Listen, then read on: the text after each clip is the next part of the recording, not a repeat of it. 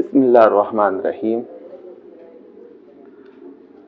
حضرت مولانا جلال الدین رومی رحمۃ اللہ علیہ کا نام گرامی غیر معروف نہیں ہے۔ مولانا رومی جیسی شخصیتیں جو ہے ہزاروں سال میں جو ہے وہ جنم لیتی ہے اور تاریخ میں ایسے گہرے نقوش چھوڑ جاتی ہے جس کی طوالت کا اندازہ کرنا جو ہے وہ تقریباً ناممکن ہے۔ ان کی جو شورائے آفاق مثنوی مانوی ہے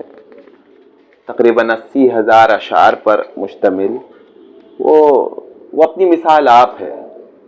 پورا یورپ جو ہے وہ سر دھنتا ہے کہ ایسے اشعار اور حکمت سے پور جن کے اندر جو ہے حکمت در حکمت اور حکایتوں کے اندر جو ہے وہ سبق اور حکمت جو ہے پوشیدہ، کئی اسرار اس کے اندر ہے۔ یہ مثنوی اس طرح کی مثنوی کا لکھنا جو ہے کسی ایک عام آدمی کے تو بس ہی کا نہیں ہے۔ خود جو ہے مولانا جلال الدین رومی رحمۃ اللہ علیہ کی حیات کو بھی پڑھنے سے سمجھ میں آتا ہے کہ ان پر ایک خاص قسم کی کیفیت ہوتی تھی، تو یہ اشعار جو ہے وہ ان اشعار کا نزول ہوتا تھا اور اس طریقے سے جو ہے مثنوی جو ہے وہ وجود میں آئی، اور اس کو جو ہے پوری دنیا میں جو ہے اس کا کوئی ثانی ہی نہیں ہے۔ ہست قرآن در زبان پہلوی، اس سے بڑھ کر اعزاز کیا ہوگا؟ کسی کتاب کے لیے آج تک یہ جملہ نہیں بولا گیا کہ فارسی زبان کا یہ قرآن، تو اس کا کیا مطلب ہوا کہ قرآن کا جو ہے پورا خلاصہ، اور جو قرآن جن باتوں کے لیے جو ہے ہم پڑھتے ہیں ان کا جو ہے نچوڑ اور یہ کر کے جو ہے ان کو اشعار میں سمونا، ظاہر یہ انسانی عقل سے جو ہے یہ ماورا ہے۔ یہ کوئی عاشق صادقی جو ہے اس طرح کے اشعار کہہ سکتا ہے۔ تو اس کے کچھ نثری جو ہے تراجم بھی ہو گئے ہیں، مثنوی تو ظاہر ہے وہ نظمیہ ہے، تو اس سے کچھ میں چاہتا تھا کہ میں کچھ حکمت کی باتیں نوٹ کر لوں، تو آپ حضرات سے اس کو شیئر کرنا ہے۔ تو آئیے کہ مثنوی میں دیکھیے کیا کیا کمال کی باتیں ہیں، اور کتنی ہماری اسے فخر بھی ہوتا ہے کہ بھائی ہماری ایسی بڑی بڑی شخصیتیں جو ہے گزری ہیں۔ فرماتے ہیں کہ اللہ کی جانب سے مصائب تنبیہ کرنے کے لیے آتے ہیں، یہ عین رحمت ہوتے ہیں تاکہ تجھے غفلت سے بیداری حاصل ہو، ورنہ امن اور سکون کی زندگی غفلت کا سبب بن جاتی ہے۔ اب بتائیے کہ ہم لوگ کیا چاہتا ہے، ہمارا نفس کیا چاہتا ہے کہ بس آسائش اور بالکل لائف ایسا سیٹل، وہ ایک ورڈ ہم لوگ جو ہے وہ بولتے ہیں کہ لائف سیٹل ہو گیا۔ تو یہ جو سیٹل والی جو لائف ہے کہ آپ بالکل پرماننٹ جاب اور پرماننٹ یہ وہ ہر طرح کی آسائش جو ہے ہمیں میسر آ جائے، لیکن مولانا کیا کہہ رہے ہیں کہ یہ امن اور سکون کی یہ حالت جو ہے یہ غفلت کا، اکثر یہ دیکھا گیا ہے کہ غفلت کا یہ سبب بنتا ہے۔ یہ اللہ تک جو ہے یہ حالت نہیں، یہی وجہ ہے کہ اللہ تعالیٰ جس کو اپنا محبوب بناتا ہے یا محبوب بنانا چاہتا ہے اس پر مصائب جو ہے وہ ڈالتا ہے، کیونکہ مصائب کے راستے سے جو ہے وہ قرب کا مقام جو ہے بڑی آسانی سے وہ حاصل ہوتا ہے۔ بندہ کو پتہ بھی نہیں ہوتا ہے کہ وہ قدم در قدم جو ہے وہ اللہ کے قریب ہو رہا ہے، کیونکہ مسائل و مصائب میں وہ گرفتار ہے، تو اس کا اندازہ کرنا وہ تو مصائب ہی میں گرفتار ہوتا ہے۔ بس شرط یہ ہے کہ وہ صبر کے ساتھ جو ہے ان مصائب کو وہ جو ہے وہ سہے اور اس کو یہ کرے۔ اور یہ مصائب کیا ہوتے ہیں؟ یہ تنبیہ کے لیے جو ہے آتے ہیں، اور یہ ان کے اندر جو ہے وہ چھپا ہوا وہ رحمت کا، تو اس کا استحضار کرنے کی ضرورت ہے۔ لیکن یہی بات ہے کہ جو شخص جو ہے تقویٰ اور اس کی منازل اور تزکیہ کے سب مراحل سے نہ گزرا ہو تو اس کو استحضار بھی ان باتوں کا نہیں ہو پاتا کہ بھائی کہ یہ کس طرح سے یہ رحمت، یہ مصائب، یہ مشکلات یہ زندگی میں جو ہے۔ لیکن اب دیکھیے کہ ہمارے ایک شاعر گزرے ہیں سید و جگر مراد آبادی، ان کا وہ بہت پیارا وہ شعر ہے، تو وہ اس وقت ذہن سے جو ہے ماہ ہو گیا، لیکن بہت پیارا وہ شعر ہے کہ مطلب جو ہے اب وہ یہ مسائل اور یہ سب بالکل چلا جاتا ہوں ہنستا کھیلتا موج حوادث سے، اگر آسانیاں ہوں زندگی دشوار ہو جائے، آ گیا شعر یہ یاد، چلا جاتا ہوں ہنستا کھیلتا موج حوادث۔ یہ موجہ جو لوگ جو ہے اس استحضار کے یہ ہوتے ہیں، ان کو یہی کیفیت کا ان کو جو ہے یہ ادراک ہوتا ہے، لیکن جو یعنی یہ کیفیت حاصل نہیں ہے، وہ مصائب اور مشکل میں بس وہ سمجھتے ہیں کہ اللہ تعالیٰ نے ان پہ عذاب دے دیا۔ ایسا ہے ہی نہیں، اصل میں جو ڈرنے والی حالت ہے وہ امن اور سکون کی حالت ہے، کہ بغیر آزمائے ہوئے اللہ تعالیٰ نے اگر آپ کو یہ میسر دے دیا، دنیا دے دی ہے، تو یہ بہت خطرے کی بات ہے کہ کیوں دے دی بھائی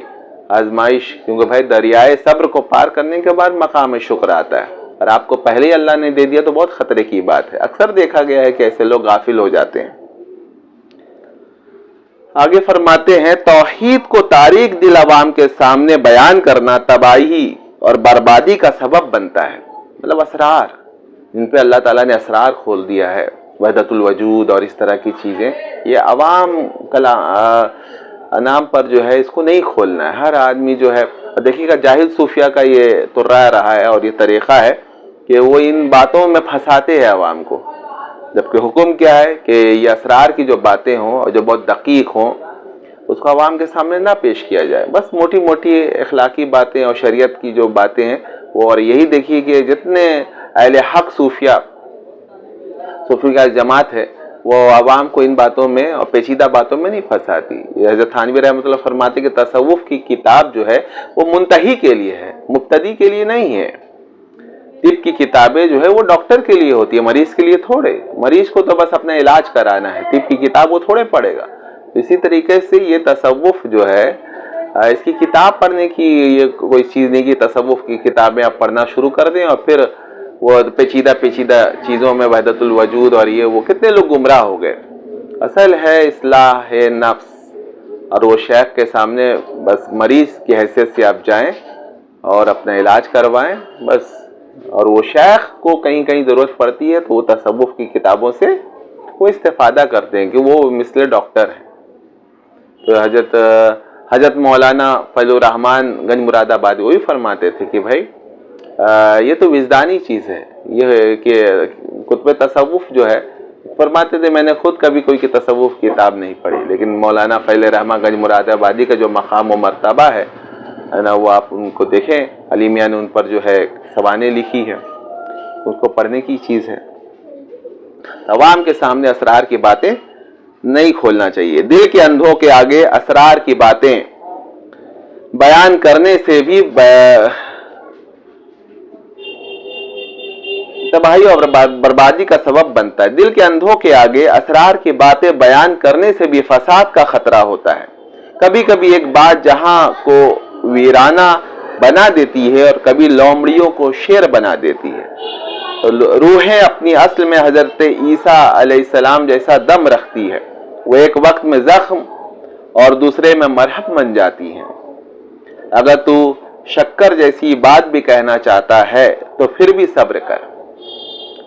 یہاں تک کہ تو کچھ بن جا، پہلے اپنے اندر وہ دیکھ۔ عقل مندوں کو صبر مرغوب ہوتا ہے، جو بات کرنے کے معاملے میں صبر اختیار کرتا ہے آسمان سے بلند ہو جاتا ہے۔ ہمارے اندر ابھی کیا آ گیا کہ بھائی بس دوسروں کی اصلاح کی جو ہے وہ اس میں ہم لگے ہوئے ہیں، بس دوسرا جو ہے وہ اس میں یہ خرابی اس کو یہ دور کر دے یہ کر دے۔ ارے بھائی سب سے پہلی جو ہے تبلیغ آپ اپنی وَتَأْمُرُونَ النَّاسَ بِالْبِرِّ وَتَنْسَوْنَ أَنفُسَكُمْ، کیا تم لوگوں کو جو ہے بھلائی کا یہ حکم ہے، اپنے نفس کو بھول گئے ہو؟ تو اپنے نفس پر دھیان دیجئے کہ وہ خود کتنے فتنے میں مبتلا ہے اور کہاں آپ کو جو ہے وہ گڈھے میں ڈھکیل رہا ہے اور آپ گر بھی رہے ہیں، اور کتنی باطنی بیماری جو ہے آپ کے اندر، آپ کے سینے کے اندر جو ہے وہ رچا بس، آپ کو اپنی بیماری نظر نہیں آتی، دوسروں کی بیماری سے آپ جو ہے مطلب وہ پریشان نہیں۔ ایسا نہیں، انتظار کیجئے، صبر کیجئے یہاں تک کہ خود جو ہے اپنی بیماریوں سے آپ جب دور ہو جائیں اور ایک مقام شیخ، اس کا مطلب ہے شیخ کے سامنے جا کر پامال ہو جائے، تو جب یہ مقام طے ہو جائے تو پھر خود جو ہے اللہ تعالیٰ جو ہے وہ دے گا۔ تو پھر خود دیکھیے مولانا رومی نے جب یہ بات اصلاح کے بعد اور اصلاح نفس کے بعد اور ایک مقام پر پہنچنے کے بعد کہی ہے، تو کیسے اس کا غلغلہ اور کیسا اللہ نے اس کو مقبول بنایا مثنوی کو. تو وقت سے پہلے جو ہے اگر ہم بکنا شروع کر دیں گے، لوگوں کو پکڑ گا، تو اس کا کوئی اثر نہیں ہوگا. جو بات جو ہے دل سے اور اس سے نکلتی ہے تو اس میں اثر وہ ہوتا ہے. یہ حضرت خواجہ معین الدین چشتی اجمیر رحمۃ اللہ علیہ، حضرت نظام الدین اولیاء رحمۃ اللہ علیہ، ان اشخاص کی شخصیتوں میں ایک کھینچاؤ، ایک کشش تھی. تو پہلے وہ بننے کی کوشش کریں، پھر آپ کی باتوں میں اثر ہوگا، آپ کے عمل میں جو ہے وہ اثر ہوگا کہ لوگ آپ کی طرف کھینچے چلے آئیں گے. اللہ تعالی ہم سب کو سمجھ عطا فرمائے. آمین.